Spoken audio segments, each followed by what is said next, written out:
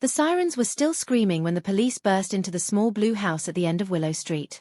Inside, the living room lights were still on, the TV was still playing a quiet cooking show, and everything looked strangely normal, except for the one shocking thing that would shake an entire town. Shanti Cooper, a gentle 29-year-old woman who everyone knew for her warm smile and her kindness, was lying on the floor, not moving. And her husband, Daniel Cooper, stood next to her with his hands shaking so hard they looked like they didn't belong to him. His eyes were wide open, filled with something between fear, shock, and a secret he wasn't ready to tell. The police shouted his name. Daniel Cooper. Step back. He didn't move at first. He just kept staring at Shanti like he was seeing his life break in slow motion. One officer shouted again, louder this time. Daniel. Step away from her. Daniel blinked once, and then finally stepped back with slow, stiff steps until he was pressed against the far wall. What have I done? He whispered. The police rushed past him to check Shanti, to see if anything could still be done, but deep down everyone in that room already knew the truth. She was gone. The room began to fill with voices, police talking on radios, someone calling for backup, another officer asking Daniel questions he couldn't answer. His mind wasn't here anymore. It was lost somewhere between the past, the present, and the thing he had done only minutes ago. While the officers spoke around him, Daniel kept whispering the same sentence over and over. I didn't mean to. I swear I didn't mean to. But nobody in that house knew yet why he had done it. Nobody knew the real reason. Nobody knew the secret that had been hiding behind his eyes for months. A secret that would shock the whole country once it came out.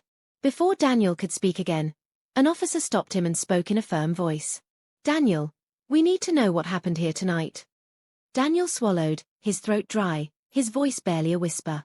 It wasn't supposed to be like this. She wasn't supposed to find out. Find out what? The officer asked. Daniel looked up slowly, tears filling his eyes. But before he could answer, before he could reveal the truth that would change everything about this case, one officer shouted from the doorway. Lieutenant! You need to come look at this. Everyone turned as the officer held up something he found hidden under the couch. Something that had no reason to be in Shanti and Daniel's peaceful home. Something that would twist the case into something nobody expected. Daniel's face went pale. The lieutenant lifted the object slowly. And right there, at the highest peak of this terrible night, the officer asked the one question that froze every breath in the room. Daniel, why was this in your house? Daniel's lips trembled. His knees almost gave out. His breathing became sharp and shaky. But he didn't answer. Not yet. Because the truth behind that object, the truth behind why he killed his own wife, was darker than anyone in that room could have imagined. And now, the story begins. Daniel Cooper had not always been the man who stood shaking in that living room. Only a year earlier, he had been a smiling, hopeful 32-year-old who believed his life was finally starting to make sense. Back then, he was an assistant manager at a small sports store, working long hours but never complaining. He believed in being kind, working hard, and treating everyone with respect. Lessons his mother had taught him since he was a kid. Shanti entered his life on a sunny afternoon in a library, when she accidentally dropped 5 books on his foot and apologized like she had committed a crime. I'm so sorry. I didn't mean to drop them, she said in her soft voice. Daniel laughed. It's okay. My foot will survive. That moment started everything. Shanti was warm, gentle, and always thinking about other people before herself. She volunteered at a local shelter, helped kids with homework, and brought cookies to her neighbors just because everyone needs sweetness in life. To Daniel, she was the kind of person who made the world softer. They talked for hours that first day. Then they met again the next week. Then the week after that. Soon, Daniel found himself waking up excited just to hear her laugh again. In a world where people rushed past each other every day, Shanti saw people. And Daniel loved that about her. He also loved that she carried her own wounds quietly. She had come to the US when she was young, and life had not always been easy for her. She had experienced loneliness, challenges, and moments when she felt unseen. But Shanti believed in kindness anyway. She believed that even the smallest good deed could change someone's day. Daniel admired that. He wanted to protect that. He wanted to build a life with her. And so, after a year of building memories, sharing dreams, and helping each other grow, Daniel asked Shanti to marry him. She said yes with tears in her eyes. Their wedding was simple, just close friends, a backyard with white lights, and a small cake that Shanti insisted on baking herself because store-bought cakes don't hold love. Everything seemed perfect. Everything seemed peaceful.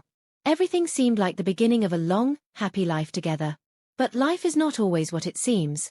After the wedding, little cracks began to appear. Small things at first, tiny things Daniel brushed aside. Shanti would get phone calls she didn't explain. She'd wake up at night and stand by the window, staring at the street like she expected someone to appear. She kept a locked notebook in her drawer that she never let Daniel touch. When Daniel kindly asked what was wrong, she always smiled.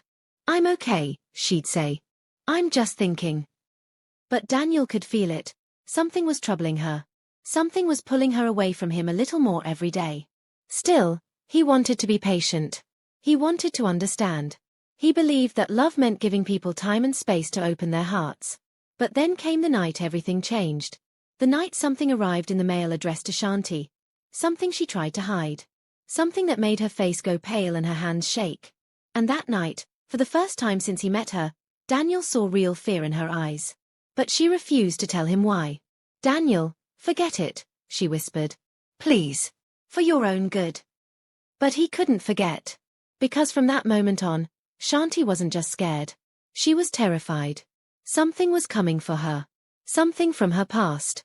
Something she prayed would never find her again. And the harder she tried to hide it, the more Daniel felt a terrible truth growing between them. Something was wrong. Very wrong. But what Daniel didn't know, what he couldn't yet imagine, was that the past Shanti was running from was not just dangerous. It was deadly. And soon, he would make the biggest mistake of his life trying to protect her from it.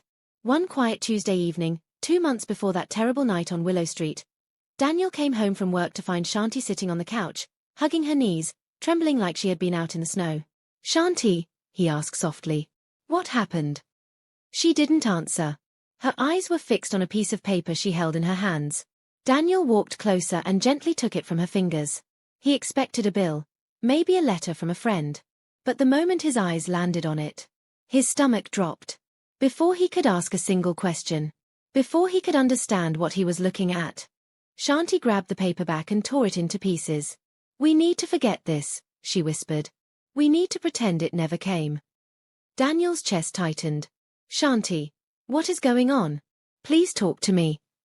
She closed her eyes, tears slipping down her cheeks. "I can't tell you," she said. "If I do, we won't be safe." "Safe from what?" Daniel asked. But Shanti stood up and walked to their bedroom, leaving Daniel standing alone in the living room with a new fear, a new question, a new hole in his chest. That night, Daniel lay awake long after Shanti fell asleep. He stared at the ceiling. He listened to the quiet house. And for the first time in their marriage, he wondered if love alone was enough to protect someone you cared about. He didn't know it yet. But the answer to that question would destroy everything. Weeks passed, and the fear in their house only grew stronger. Shanti started locking the doors twice. Then 3 times. She checked the windows every night. She unplugged their phones for 2 days straight. She once broke into tears at the sound of a car stopping outside. Daniel tried everything to comfort her. He made her tea. He sat beside her silently. He held her every time she shook. He reassured her with every kind word he could find. But nothing helped. Whatever haunted her, whatever she was running from, was getting closer. And then came the night when Daniel finally learned part of the truth. Just a small part. But enough to change everything. It was almost midnight when Daniel woke up to the sound of Shanti whispering. He sat up slowly and listened. At first, he thought she was talking in her sleep, but then he realized she was on the phone. Her voice was low, shaky, desperate. "I told you not to contact me," she whispered. "You promised. You promised. I have a life now. No, please don't come here. Please. I'm begging you." Daniel's heart pounded in his chest. Who was she talking to? What were they threatening? Why did she sound like she was pleading for her life? Before he could walk into the hallway to ask her, Shanti whispered one last sentence. "If Daniel ever finds out, he'll never forgive me." Daniel froze. The world around him stopped. His heart felt like it fell straight out of his chest. Forgive her for what? What was she hiding? What was she afraid of? What truth could be big enough to destroy their marriage? Daniel stood there in the dark, breathing hard, trying to understand. But before he could walk to her, Shanti's phone call ended. She turned off the hallway light. And she walked slowly back to bed with tears still on her face. Daniel pretended to be asleep. But inside, His world was falling apart. And he didn't know it yet. But that phone call was the first step toward a tragedy nobody could stop. The next morning, something happened that pushed the fear in their home to a breaking point. Daniel went to take the trash out. As he opened the lid of the outdoor bin, he saw an envelope. A plain white envelope. With their address written on it by hand. And inside it, something that made his blood run cold. Something that made his hands shake. Something he knew Shanti had been terrified of receiving again. He took 2 steps backward, his breath frozen.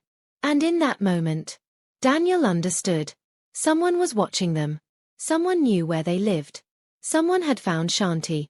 And whatever secret she was hiding was about to explode into their lives in the most dangerous way possible. Daniel looked toward the house. Shanti was inside, making breakfast, humming softly like she was trying to keep herself from crying again. Daniel held the envelope in his shaking hands. He knew he had 2 choices. Tell her. Or hide it from her. But before he could choose, before he could open his mouth, before he could take a single step, a voice behind him whispered, "Daniel Cooper." Daniel spun around. His heart nearly stopped. Because standing at the end of the driveway was a stranger. Tall, cold, expressionless. And the stranger said one sentence that turned Daniel's blood to ice. "It's time you know the truth about your wife." The wind blew. The envelope slipped from Daniel's fingers. And just like that, the extreme moment that would forever change the course of Daniel and Shanti's story began. Daniel didn't move at first. His body felt frozen, like someone had poured ice water into his veins. The stranger at the end of the driveway didn't blink, didn't smile, and didn't look away.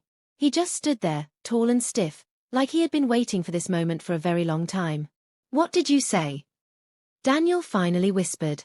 The stranger took one slow step closer. "You deserve to know the truth about your wife." Daniel's mind raced. His heart hammered against his ribs. His fingers twitched.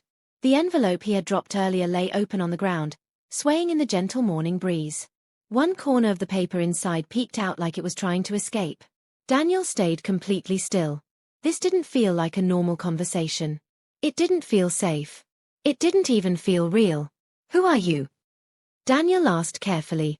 The stranger didn't answer. Instead, he tilted his head, studying Daniel with quiet, unreadable eyes. Eyes that seemed colder than winter. "You've been lied to, Daniel," he said. "For years." Daniel took one step back, his heel hitting the trash bin behind him. "Please leave," he said, trying to keep his voice steady. "This is private property. I'm calling the police." The stranger didn't move. He didn't blink. He didn't even look surprised. Instead, he said something even more chilling. "She kept secrets from you. Because she knew you'd never look at her the same way again." Daniel's chest tightened. His breath caught. His mind flashed back to Shanti crying in the hallway, whispering into the phone. "If Daniel ever finds out, he'll never forgive me." "What secrets?" Daniel asked. "What are you talking about?" The stranger didn't answer him. Instead, he bent down, picked up the envelope from the ground, brushed off a leaf stuck to it, and held it out toward Daniel. "Ask her," he said softly. Daniel swallowed. "No. I'm asking you." The stranger's face remained emotionless, but his voice turned colder. "If she won't tell you, I will." Just then, the front door of the house opened. "Daniel? Breakfast is almost ready." Shanti's voice stopped suddenly. Daniel turned. She was standing in the doorway holding a plate. Her eyes shifted from Daniel, to the stranger, to the envelope in his hand. The plate slipped from her fingers and crashed on the floor. The color drained from her face. And for the first time ever, Daniel saw pure terror in her eyes. "No," she whispered. "Not you." The stranger smiled faintly, not a friendly smile, not a warm one. But the strange kind of smile someone gives when they finally find what they were searching for. "Hello, Shanti," he said calmly. "It's been a long time."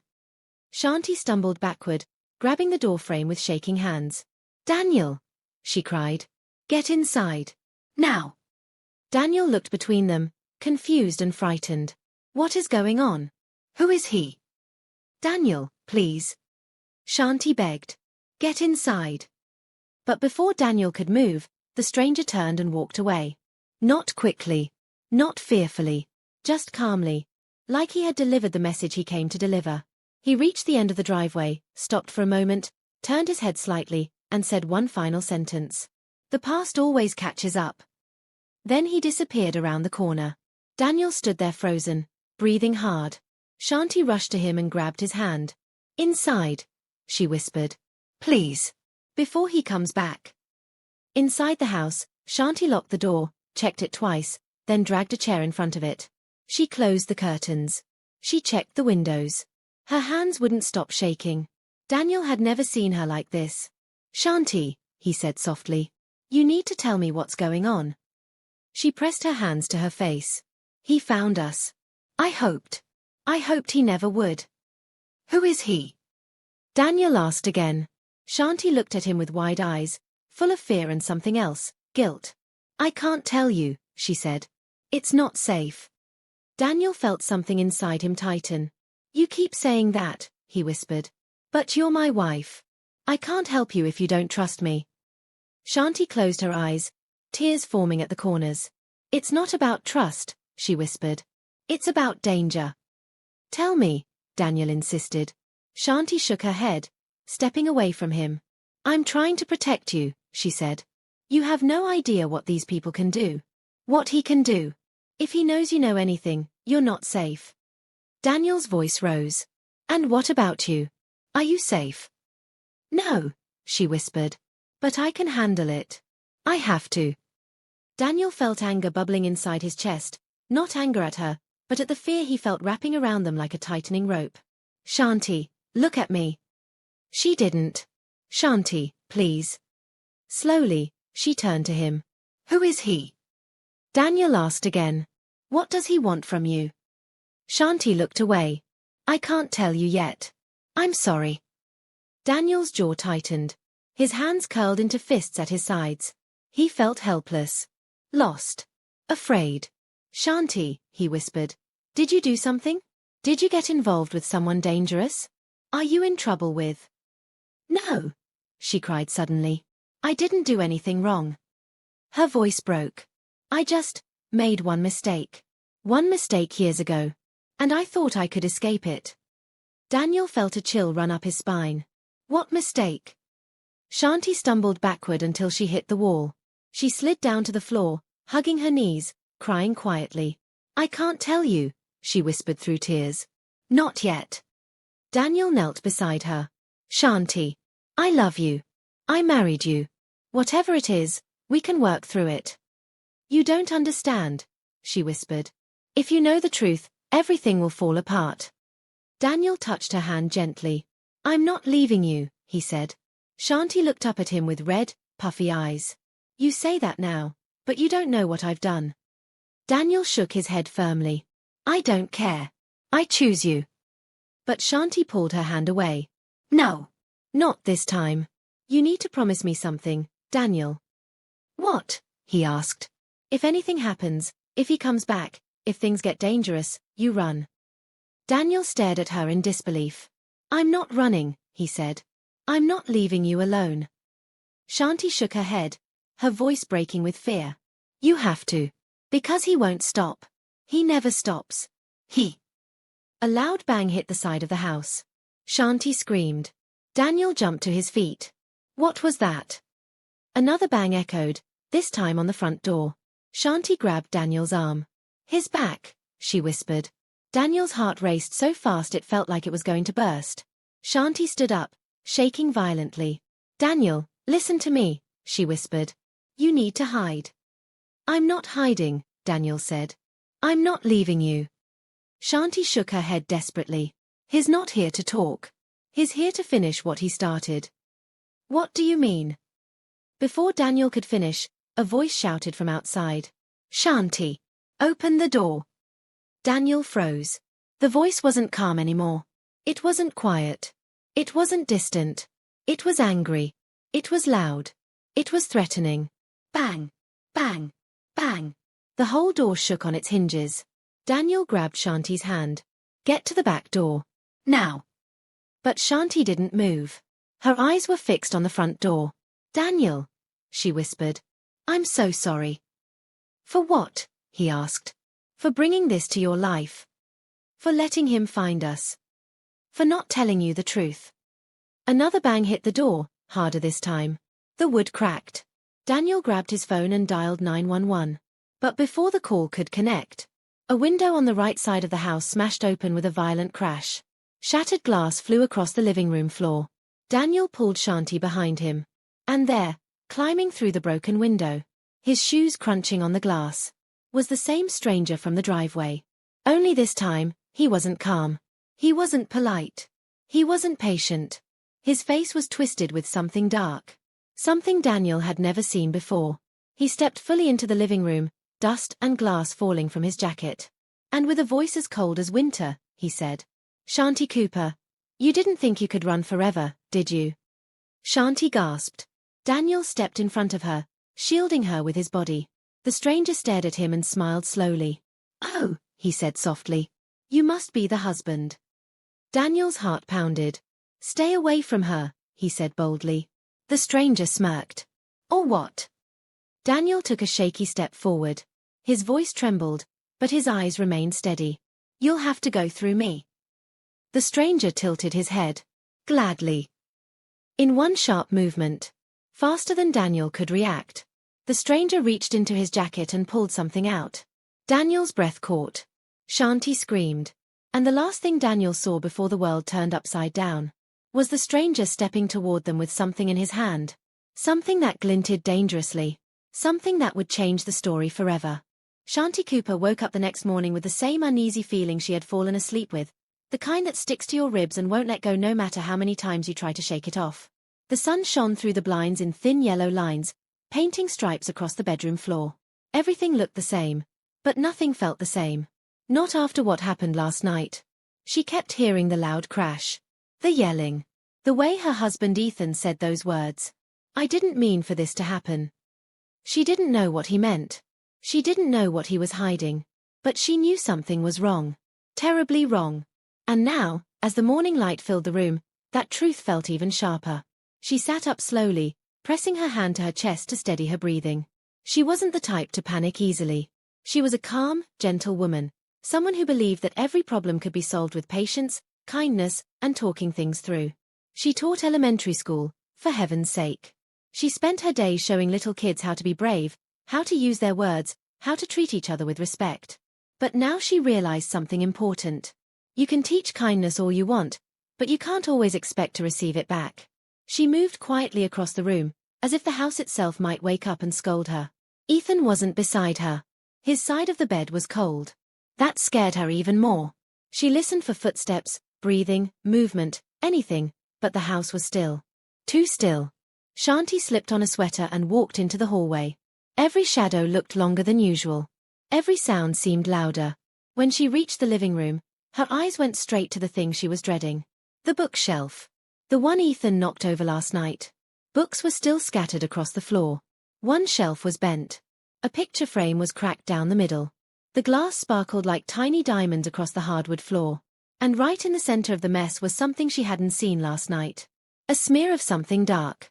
Not big. Not obvious. But there. Shanti knelt down, squinting. It wasn't paint. It wasn't dirt. It looked like. But she shook the thought away before it formed. No. No, it couldn't be what she thought. She didn't want to jump to conclusions. She didn't want to assume the worst. She wasn't that kind of person. Still, her hands trembled. She looked around for Ethan, but he still wasn't there. She checked the front door. Locked. She checked the kitchen. Empty. She checked the garage. His car was gone. Ethan always left a note. A text. Something. Even when they were fighting, he never just disappeared. But this morning, there was nothing. Only silence. The wrong kind of silence. The kind that feels like someone holding their breath. Shanti reached for her phone and saw that there were no new messages. No missed calls. She typed a quick text to Ethan. "Hey. Are you okay? Where did you go?" She waited. And waited. But no reply came. To calm herself down, she cleaned the mess in the living room. She picked up books, wiped the floor, and stood the broken picture frame upright again even though she knew it was useless. She kept moving because moving kept her from thinking too much. But the more she cleaned, the more she remembered the look in Ethan's eyes last night. Wide, scared, almost guilty. What was he hiding? And why was he acting like the world was ending? Hours passed. The day stretched on. The sky outside dimmed from bright blue to golden orange. And still, no Ethan. Still no message. Shanti tried to distract herself by baking. She made banana bread, then chocolate chip cookies, then muffins. The kitchen smelled like a bakery, but her stomach twisted too much to eat anything. Around 4 p.m., she finally gave up pretending everything was fine. She picked up her phone and called Ethan. Voicemail. She tried again. Voicemail. She tried a third time, this time whispering into the receiver as if someone might overhear her even though she was alone. Please call me. I'm worried. When no answer came, she stared out the kitchen window and watched a group of neighborhood kids ride their bikes down the street, laughing loudly. Their joy didn't reach her. Their noise felt distant, like it belonged in another world. A safer world. Not this one. Not the one where she felt like something terrible was hiding right under her roof. She walked back into the living room and sat on the couch, hugging her knees. She tried to remind herself who Ethan was. A good man. A quiet man. Someone who loved old jazz records and long walks in the park. Someone who volunteered to help elderly neighbors carry groceries inside. Someone who once drove 2 hours to save a stray puppy he found online. He wasn't violent. He wasn't cruel. He wasn't dangerous. But last night, he was someone else. And today, he was gone. Shanti tried to breathe slowly. She told herself something she always told her students when they were scared. Let's look for the truth before we decide how to feel. So she stood up and walked down the hallway, straight to Ethan's office, his most private space. She never went in without asking. It wasn't because she feared him. It was because she respected him. Ethan treasured his privacy, especially his writing. He was working on a true crime book. His first one. He'd spent months researching it. Interviewing people. Reading police files. Taking notes. Sometimes he stayed up all night writing. She'd peek in and see him hunched over his desk, typing furiously, his face glowing in the light of his computer screen. But now she wondered. Was his book just a book? Or was it something more? Something he didn't want her to know? Her hand hovered over the doorknob. Her heart beat hard. She turned it. The door creaked open. The room was a mess, papers everywhere, open notebooks, printouts scattered across the floor. His computer screen was still on. A document was open. And what she saw on that screen made her blood run cold. A picture. Of a woman. Black hair. Blue shirt. Smiling. Under it, the text read.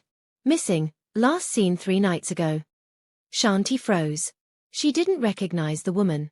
She didn't know why Ethan had her picture open. She didn't know why the report looked new, as if he'd opened it recently. Then she saw something else. Another tab. Another missing person. Another woman.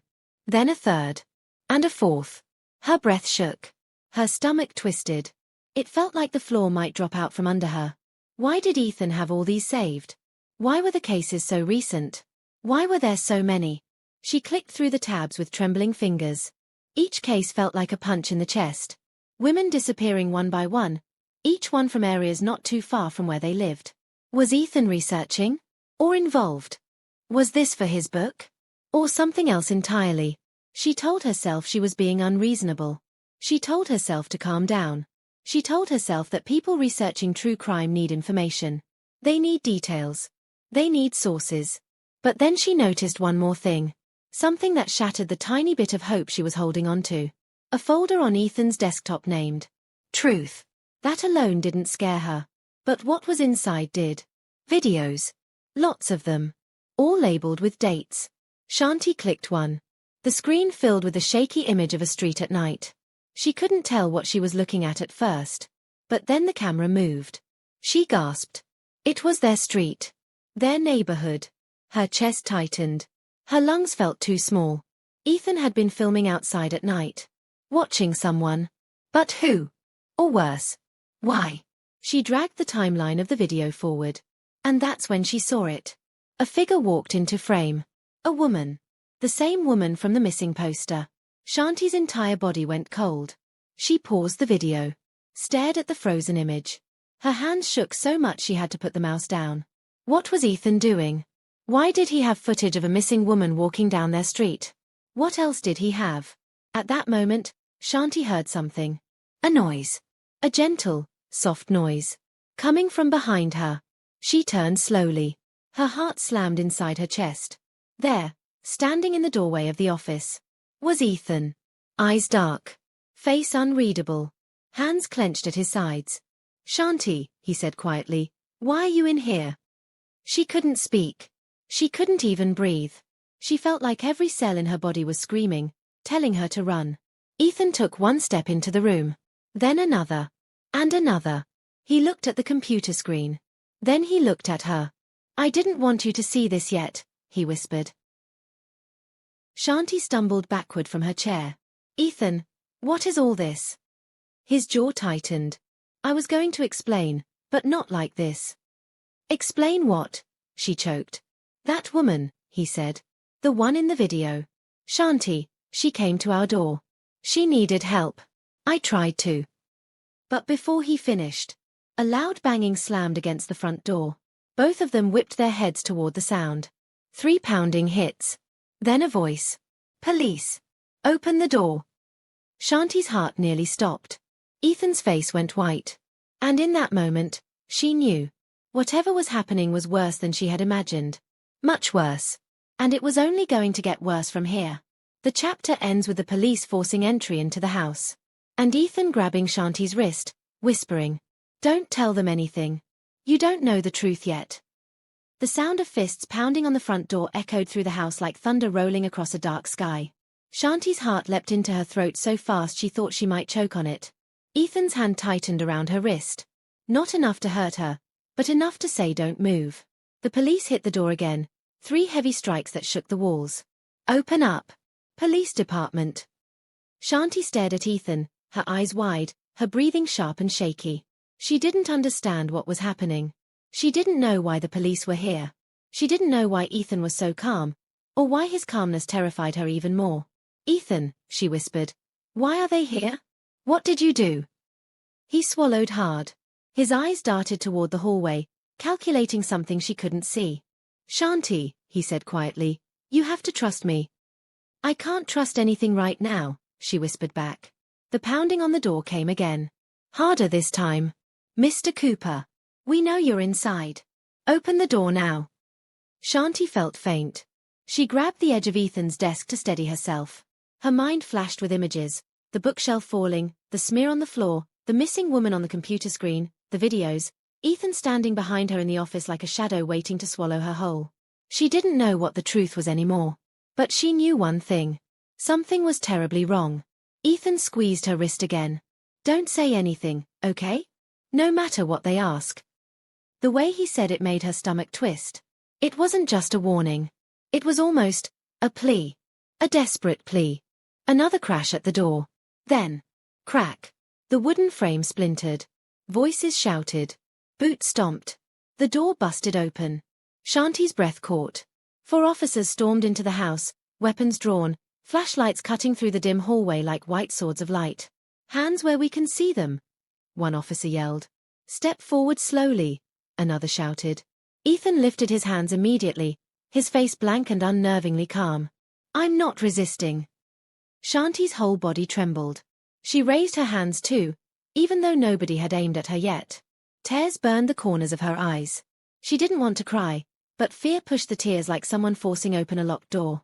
The officers moved fast, 2 of them gripping Ethan, slamming him against the wall, cuffing his wrists behind his back. One officer stayed laser-focused on Shanti, telling her in a controlled voice, "Stay right where you are."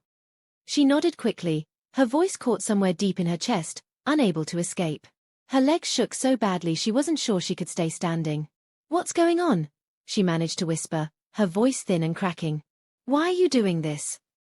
One of the officers, the one who looked older than the rest, approached her with his palms raised gently. We're not here to hurt you. We just need to make sure you're safe." Safe. The word felt strange. Wrong. Like it didn't belong in this house anymore. Behind her, Ethan was pulled toward the front hallway. He looked over his shoulder and met her eyes. And what she saw in them was not fear. It was sadness. Deep, heavy sadness. "Shanti," he said softly, "don't let them twist the truth." "Sir, that's enough," the officer holding him snapped. They dragged him toward the door. Shanti took one step forward. "Wait, please. What is he being arrested for?" One officer paused just long enough to answer. Suspicion of involvement in a missing persons case. Shanti's knees buckled. Her hand covered her mouth. Her voice broke into a whisper. No, no, that can't be right. Ethan lowered his head. He didn't shout. He didn't argue. He didn't deny it. He just whispered one last time. It's not what you think. Then they pulled him outside into the fading daylight. And the house fell quiet. The wrong kind of quiet. The kind that wraps around you like a cold blanket. Shanti stood frozen in the living room, her eyes locked on the doorway where Ethan had just disappeared. Her mind spun like a storm, pulling everything into its center. Questions, fears, memories, all of it swirling so fast she could barely breathe. The older officer stepped closer. Are you injured in any way? She shook her head numbly. Did your husband hurt you? Again she shook her head. No. Ethan would never. But then her voice cracked. Because she wasn't sure of anything anymore. Not after the last 24 hours. Not after what she found in his office. The officer exchanged a quiet look with another officer, then said gently, "We're going to need to search the house. Standard procedure." She nodded weakly and stepped aside. The officers spread out. One went to Ethan's office. Another to the kitchen. Another toward the bedrooms. Shanti stood stiffly in the hallway, hugging herself as if she were trying to hold her body together. She watched the officer enter the office she had been afraid to enter herself only an hour ago. She wanted to run in and stop him. She wanted to scream. She wanted to pretend none of this was real. But she didn't move. She couldn't. Her mind replayed the moment she clicked on the video. The missing woman walking down their street. The way Ethan appeared behind her in the doorway right after. Don't tell them anything. You don't know the truth yet. Why did he say that? What truth? What was he so desperate to hide? The officer inside the office called out, "Detective! You'll want to see this." A detective. There was a detective here? Shanti turned around and saw the older officer walking toward the office. Maybe he wasn't just an officer. Maybe he was the detective in charge of the case. Her heart pounded. She should go in there. She should hear what they found. She should stand up for Ethan, or be ready to hear the worst. But her feet felt glued to the floor. She heard murmurs of voices from inside the office. She heard drawers opening, papers rustling, a chair sliding. And then, Jesus, look at all this. Her stomach dropped. She took a shaky breath, forced her legs to move, and walked slowly toward the office. Her heart hammered louder with every step. She reached the doorway, gripping the frame to steady herself. The detective turned when he saw her. His expression softened slightly. "Mrs. Cooper, you shouldn't be in here right now." What did you find?" she whispered. He hesitated. And that hesitation scared her more than anything else. "Mrs. Cooper," he said carefully, "can I ask you something?" She nodded, throat tight. "Were you aware that your husband had been communicating with several of the missing women before they disappeared?" The room spun. She grabbed the door frame tighter. "No," she whispered. "That's impossible. Ethan barely talks to strangers. He hardly even uses social media." The detective nodded slowly. "I understand this is hard to believe. But we found messages. Emails. Some dated as recently as last week." Shanti pressed her hand to her forehead, dizzy. I can't. I don't know anything about that. I swear, I didn't know."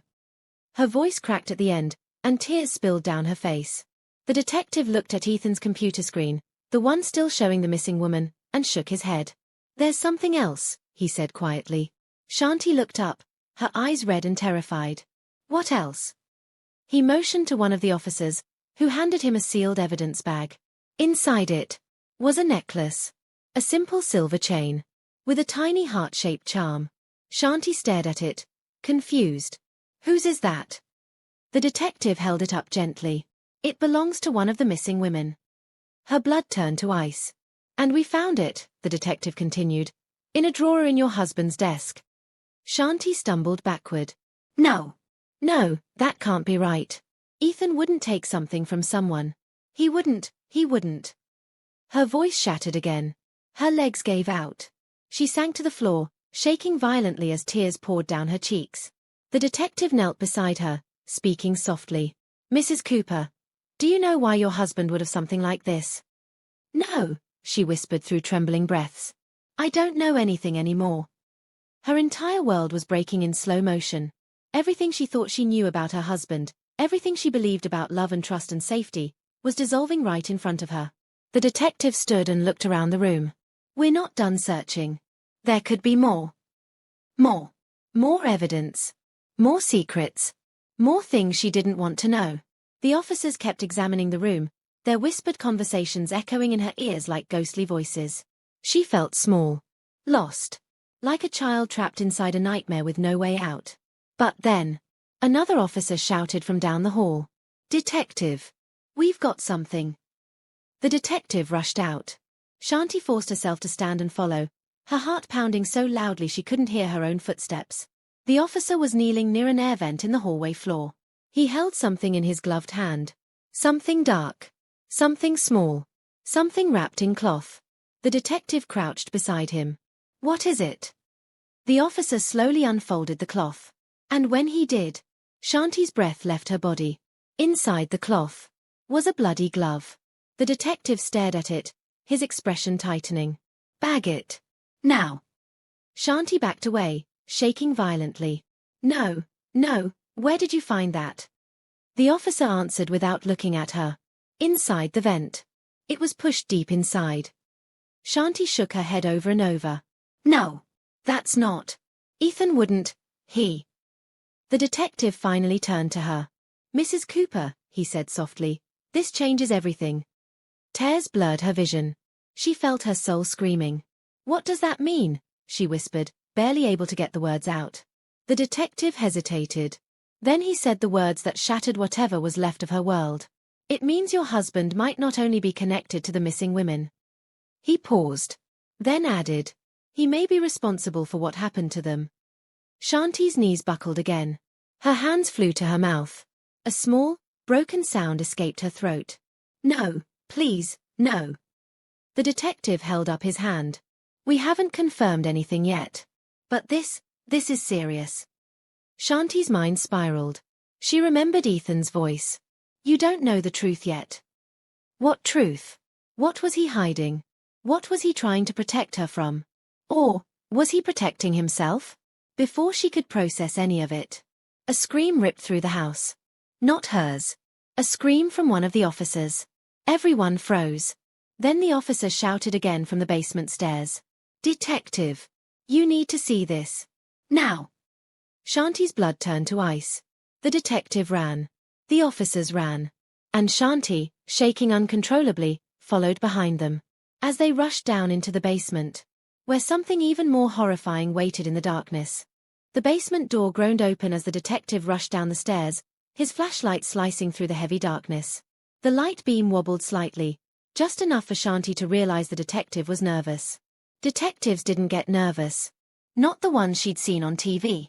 They were always calm, always in control. But this one, he moved like he was walking into something he didn't want to see. Shanti followed slowly behind the group of officers, gripping the handrail so tightly her knuckles turned white. Her legs trembled with every step, as if the basement was pulling her downward against her will. She wasn't sure she wanted to go down there. She wasn't sure she was ready to see whatever made that officer scream. But she also knew she had no choice. This was her home, her life, her marriage, her truth. And she had to face it, no matter how terrifying it felt. The basement smelled like dust and cold concrete. The kind of smell that sank into your skin and made everything feel older and sadder than it really was. A single old bulb hung from the ceiling, but it didn't work. It just dangled there like a broken eye staring down at everything. The officer who had screamed was standing near the back wall of the basement, his chest rising and falling fast. His face looked pale under the harsh flashlight beams. "Detective," he said, pointing at something on the wall. You should see this." The detective stepped closer. Shanti's heart pounded. Her breathing turned thin and shaky. She moved through the shadows, pushing past her fear little by little until she stood close enough to see what the officer was pointing at. At first she didn't understand what she was looking at. It was a wall. Just an ordinary basement wall. Grey concrete. Cracks running through it. Dust clinging to the rough surface. But then her eyes adjusted, and she saw something that made her stomach twist so hard she nearly doubled over. There were photographs. Dozens of them. Maybe more. Pinned, taped, or nailed directly into the concrete. They formed a messy collage, a patchwork of faces, bodies, places, letters, symbols, and dates. The pictures were of women. Different women. All kinds of women. Some looked happy. Some looked nervous. Some looked lost. And Shanti recognized at least 3 of the faces. The missing women from the news. The ones Ethan had been searching for online. Her blood froze. "No," she whispered, shaking her head. "No, no, no." The detective moved his flashlight slowly across the wall. This is not good." One of the officers snapped photos of the wall for evidence. Another pulled out gloves and began removing one of the pictures carefully. Shanti stepped closer, even though every part of her body told her to step back, to run away, to pretend none of this was real. The pictures weren't the only thing on the wall. There were also notes. Handwritten notes. Some messy, some neat. Some torn. Some smudged. One note near the top read, "I didn't mean to." Another one said, "I had no choice." Another, "They shouldn't have followed me." Shanti felt sick. Her eyes filled with tears. She pressed her fist against her mouth to keep herself from crying out loud. Her mind fought against itself, half wanting to believe Ethan was innocent, half unable to deny what was right in front of her. The detective pointed at the wall. "Mrs. Cooper, do you know anything about this?" "No," she said, wiping tears from her cheeks. "I've never been in this basement. Ethan always said it was old and full of spiders. He said he'd clean it one day, but he never did. I swear, I didn't know this was here." The detective studied her face, then nodded. "I believe you." Her knees wobbled with relief, not because the detective believed her, but because she didn't feel crazy for saying it. But then, the flashlight beam moved toward the far left corner of the wall. And there, in the middle of all the photos, was a picture of her. Shanti. Taken from behind. She recognized her own jacket. Her own hair. Her own walk. A photo of her outside the grocery store. She remembered the day. She had been heading home after buying fruit and cereal. Ethan had been at work. She had thought she was alone. She stared at the photo, her lips parting slowly.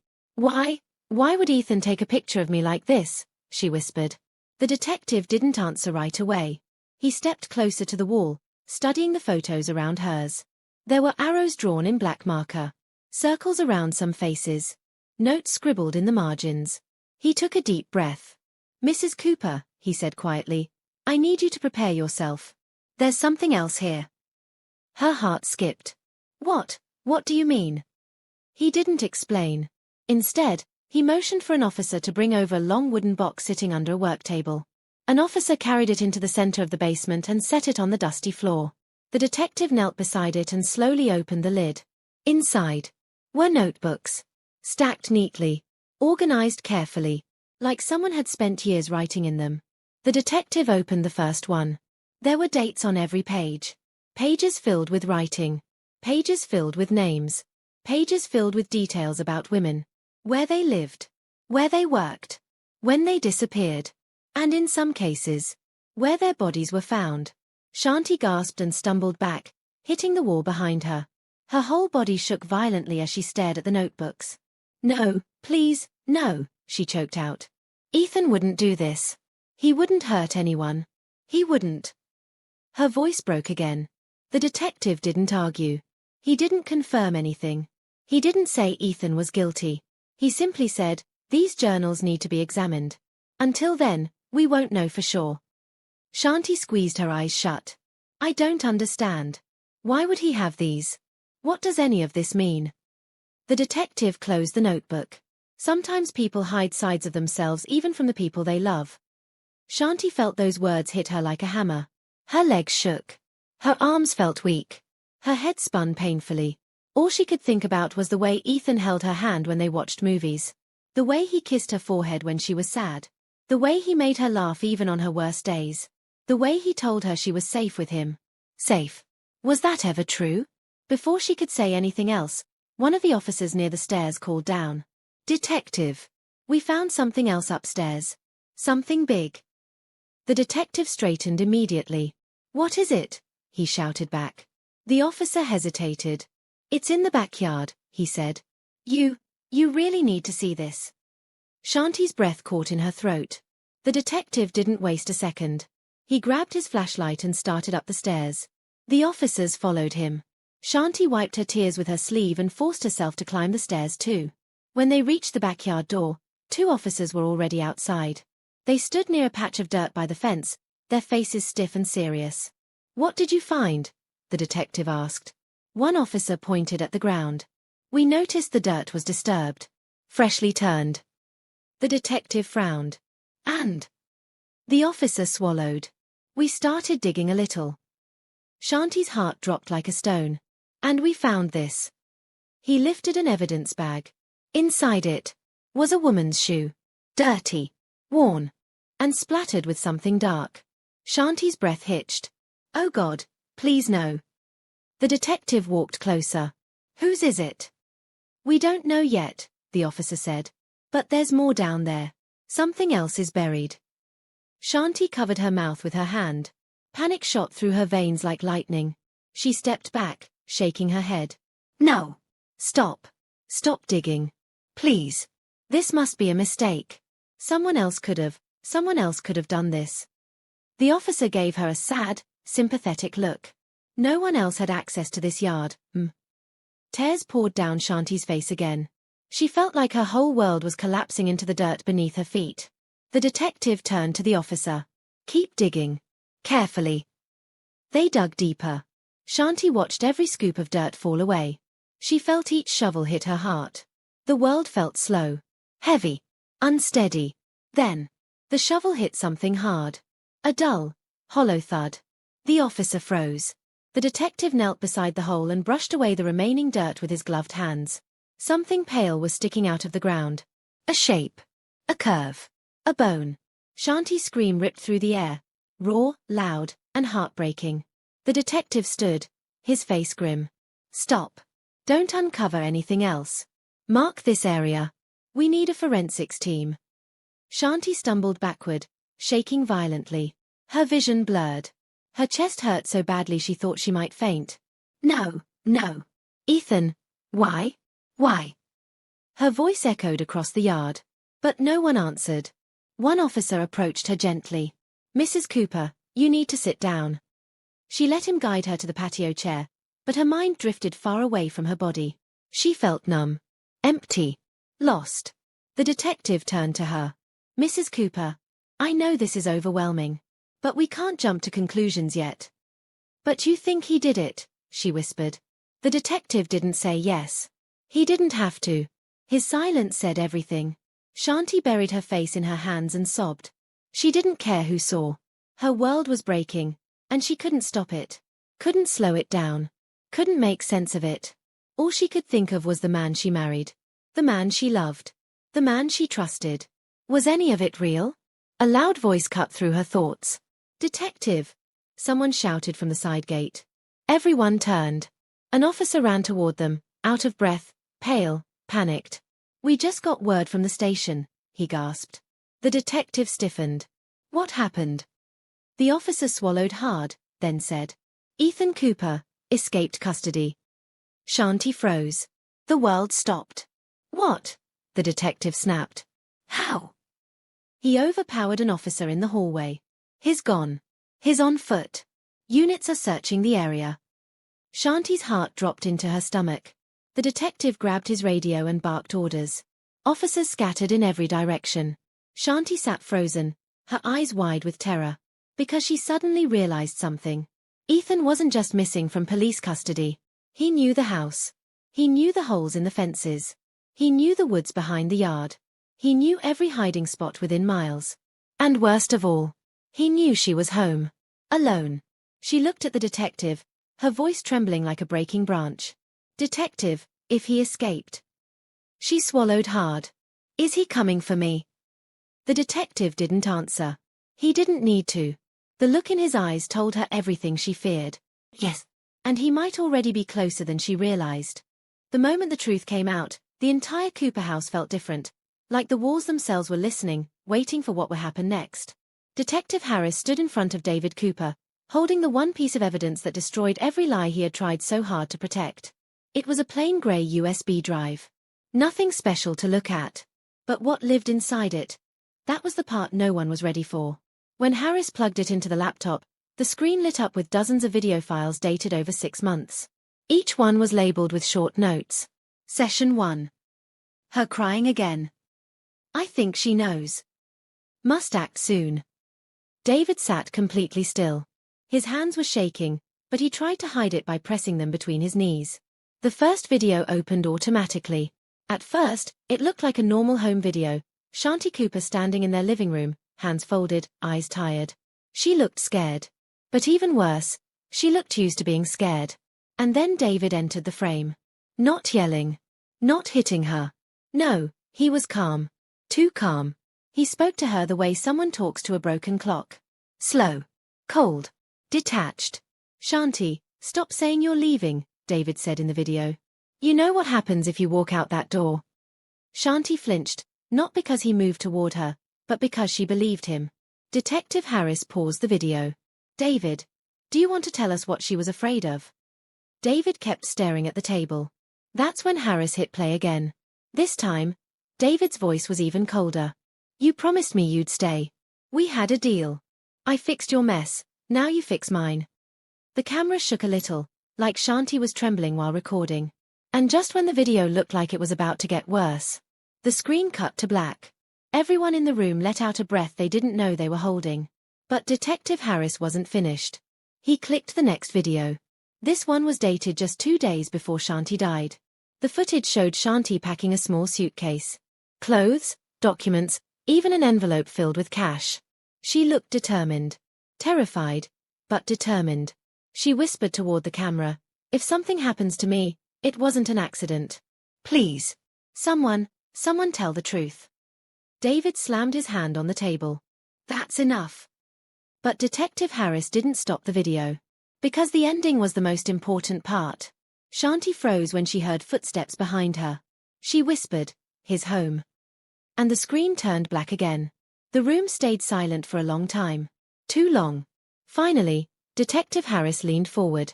David. Shanti tried to leave. And she was afraid of you. It's all here. This tells a very different story from what you told us. David rubbed his forehead, breathing hard. I didn't kill her. I didn't. But Harris cut him off. We found your fingerprints on the railing outside the second-floor balcony. Fresh ones. Matching the time of death. That was the final hit. David's eyes filled with something dark, anger, fear, guilt, or all of it mixed together. His whole body seemed to shrink. It wasn't supposed to happen, he whispered. She wasn't supposed to fall. The room froze. Detective Harris slowly pulled out a chair. Tell us exactly what happened. David squeezed his hands together so hard his knuckles turned white. She said she was leaving, he whispered. And I panicked. He looked away, ashamed. I grabbed her arm to stop her. She pulled away. I grabbed harder. She screamed. She said she hated me. She said she wished she never married me. He swallowed hard. I pushed her away so she'd stop yelling. I didn't mean to push her that hard. She stumbled back. The door to the balcony was open. Detective Harris's voice was quiet. And she fell. David nodded. I watched her go over the railing. I didn't even move. I just stood there. He covered his face with both hands. It was my fault. I didn't want to face it. So I made up the story about the fall being an accident. The confession filled the room with a heavy sadness. Even though David had done something terrible, hearing him break apart made it clear he wasn't a monster born. He was a good man who let fear, anger, and pain twist him into someone unrecognizable. Detective Harris stood up. David Cooper, you're under arrest for the murder of your wife, Shanti Cooper. David didn't fight. Didn't argue. He just looked empty. As the officers cuffed him and walked him outside, neighbors gathered around. Some whispered, some cried, some shook their heads in disbelief. But all of them watched. And all of them understood. Sometimes the scariest monsters are the ones who look ordinary. Sometimes the darkest secrets hide behind the cleanest doors. And sometimes, love doesn't save a person. It destroys them. The police later discovered that Shanti had been hiding years of emotional pain, fear, and secret suffering she tried to keep from the world. Her death became a message to the whole community. Be kind. Be patient. And always check on the people who smile the most. Because sometimes, they're the ones hurting the deepest. The Shanti Cooper case would go on to become one of the most shocking tragedies the town had ever seen, and a reminder that behind every closed door, a completely different story might be unfolding. If you want more true crime-style stories like this, subscribe, like the video, and turn on notifications, so you never miss the next shocking case we uncover. Your support helps us keep telling stories that matter. Stay safe, stay aware, and remember, real danger often hides in plain sight.